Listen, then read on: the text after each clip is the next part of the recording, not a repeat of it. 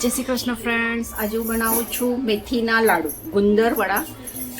ઠંડીમાં ખાવા માટે મેથીના લાડુ, એની માટે મેં બધું સાધન લીધું છે, એ તમને બતાવું. જય શ્રી કૃષ્ણ ફ્રેન્ડ્સ, આ છે ગુંદર. 200 ગ્રામ ગુંદર લેવાનું છે. 100 ગ્રામ મગજતરી. આ છે 200 ગ્રામ 3200 લેવાનું છે.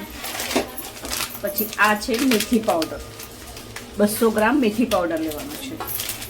આ છે સૂંઠ પાવડર, 100 ગ્રામ સૂંઠ પાવડર. આ છે ધોળી મૂસળી, એટલે સફેદ મૂસળીનો પાવડર મળે. મૂસળી એટલે મુસરી કહેવાય, મુસરી, સફેદ મૂસળી, એનો પાવડર 25 ગ્રામ. ને આ છે અડધો કિલો ઘઉંનો લોટ. 1/2 કિલો છે, પણ આમાંથી અડધો જ લેવાનો છે, એટલે 5 કિલો ચણાનો લોટ. 1/2 કિલો સાકર લેવાની છે, ખડી સાકર. આ ખડી સાકર ને આખા ગાંગડા એ લીધા છે, એને પછી મિક્સરમાં વાટી લેવાનું. અને લેવાનું છે ડાલડા. ડાલડા એટલા માટે લેવાનું કે લાડવા વડે. ડાલડા ચોખ્ખું ઘી લેવાનું છે. પાછું 1/2 કિલો ડાલડા લેવાનું છે, અડધો ડાલડા અને અડધો મેં ચોખ્ખું ઘી લીધું છે ઘરનું.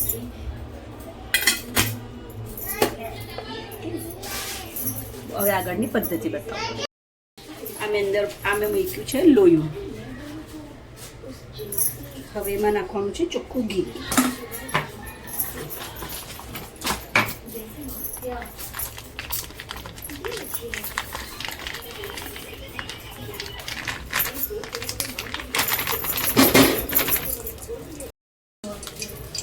તેલ ઘી તળતળ થાય એટલે એની અંદર નાખવાની છે મગજતરી.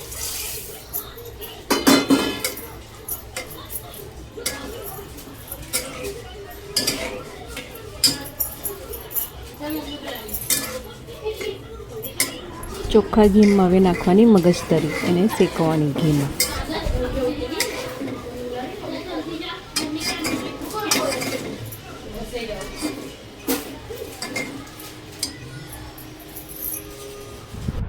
મગજતરી બરાબર શેકાઈ જાય એટલે તળી લેવાની ઘીમાંથી, એને બરાબર તળવાની.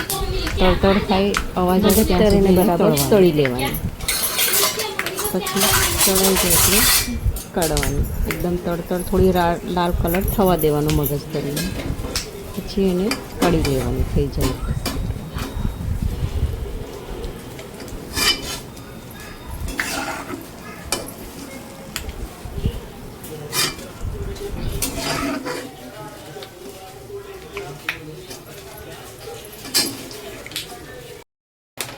હવે નાખવાનું છે ઘઉંનું અડધું.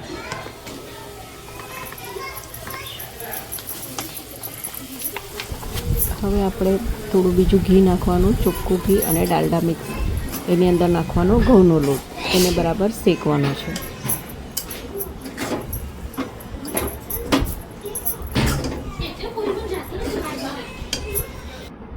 આમાં થોડું ડાલડા અને ચોખ્ખું ઘી મિક્સ કરીને આને શેકવું.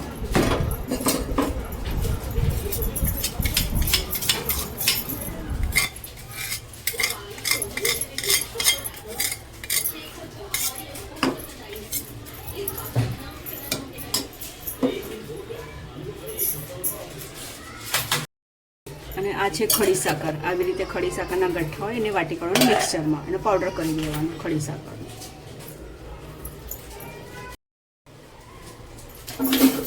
હજી જો થોડો શેકાયો, હજી બરાબર શેકવાનો.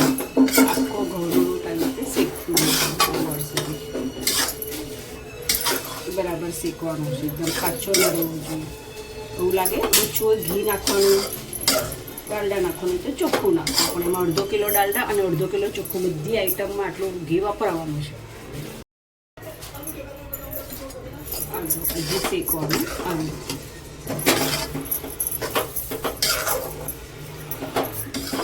લોટનો કલર થોડો ચેન્જ થઈ જાય ત્યાં સુધી શેકવાનું. અને શેકવી એટલે શેકવાની સ્મેલ પણ આવે, આપણને ખ્યાલ આવી જાય કે લોટ શેકાઈ ગયો છે. સોરી, સ્મેલ નહીં, એની સુગંધ આવે. સુગંધ એકદમ ફાઇન સુગંધ આવે. બહાર ચાર ઘરમાં ખબર પડે કે કંઈક બન્યું છે અહીંયા.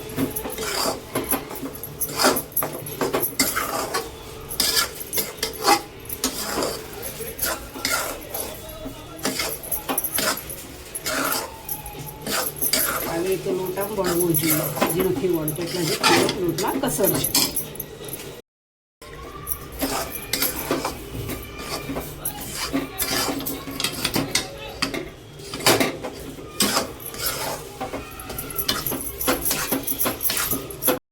આ જો થઈ ગયો ઘઉંનો લોટ.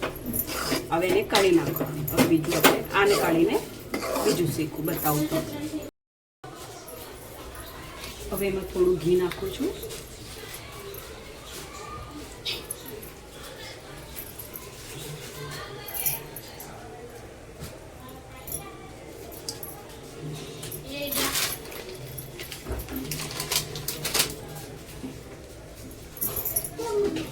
બેટા અહીંયા ગરમ છે ને?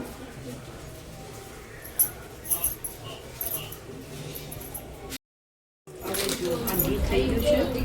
હવે હું ગુંદર નાખી દઉં. થોડું ગુંદર. હવે એની અંદર ઘી ગરમ કરીને ગુંદર શેકવાનું છે. ઉપર આવી જશે. તમને બતાવું ગુંદર શેકતા. જો ગુંદર નાખી દીધો એટલે ગુંદર થોડો ફૂગી જાય. આ ગુંદર કરીને લેવાનું. આ ગુંદર શેકાઈ જાય. થોડું સ્મૂધ રાખવાનું.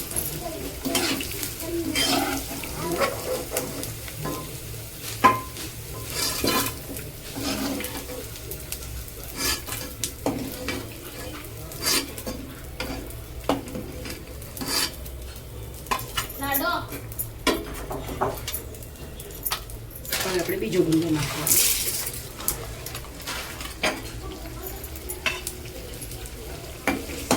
આમાં ફેરવતું રહેવાનું એટલે ગુંદર ખીલીને મોટો થઈ જાય છે.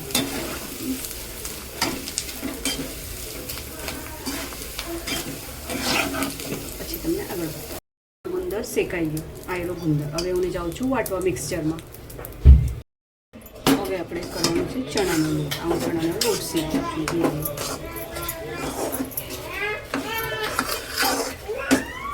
ચણાના લોટને પણ બરાબર શેકવાનો.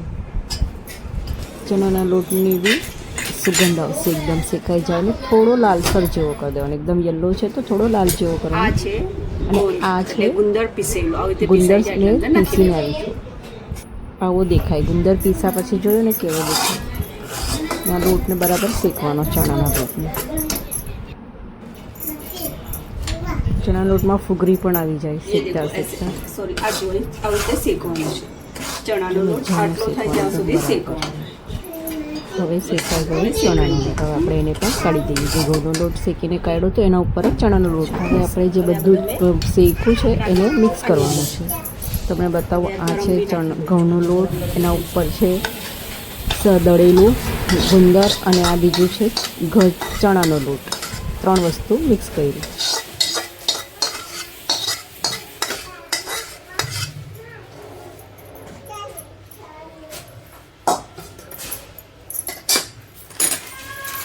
એમાં જ નાખવાનું છે સૂટ પાવડર.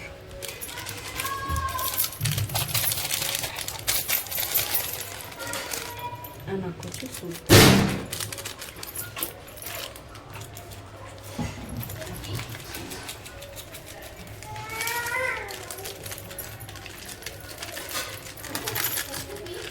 ગ્રામ સૂટ પાવડર નાખવાનું છે. 50.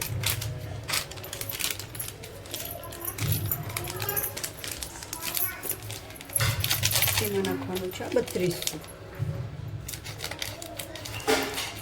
200 ગ્રામ 3200 નાખવાનું છે.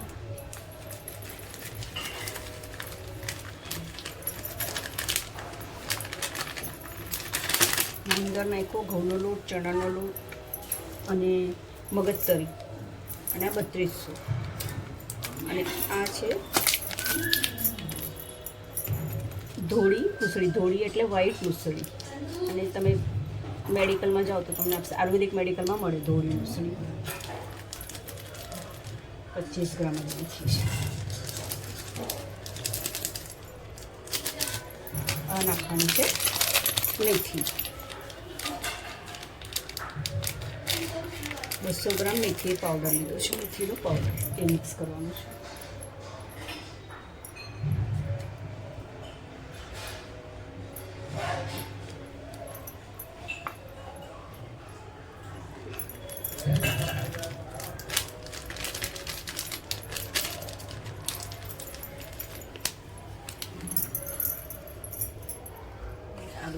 કરી દેવાનું બરાબર.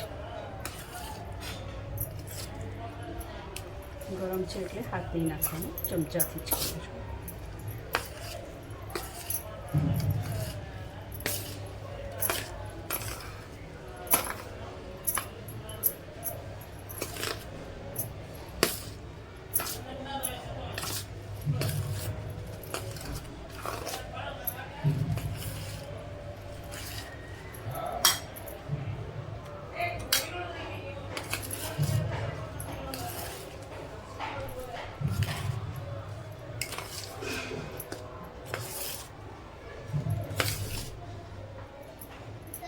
આ સરખું મિક્સ થઈ જાય પછી થોડું ઠંડુ પડે એટલે એની અંદર સાકર નાખવાનું છે. બતાવું તમને પછી. આ બધું નાખીને મિક્સ કરવાનું. જેટલી આમાં બધી નાખી જડીબુટ્ટી એ આપણને મેઇન કામની છે. હવે હાથેથી મિક્સ કરવાનું. થોડું ઠંડુ થાય એટલે હાથેથી કરીને થોડી સાકર નાખતું જવાનું.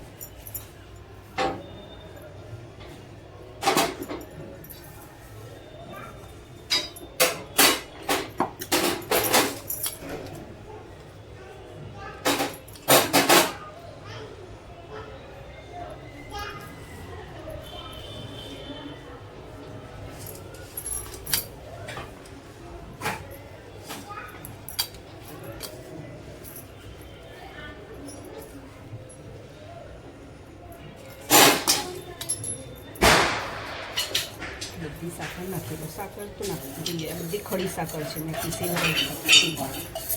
હવે તમારા લાડુ કેટલા ટેસ્ટી બનશે.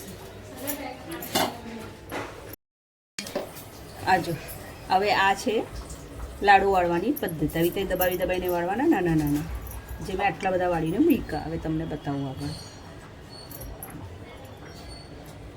દબાવવાનું પછી ધીમા હાથે આમ કરવાનું.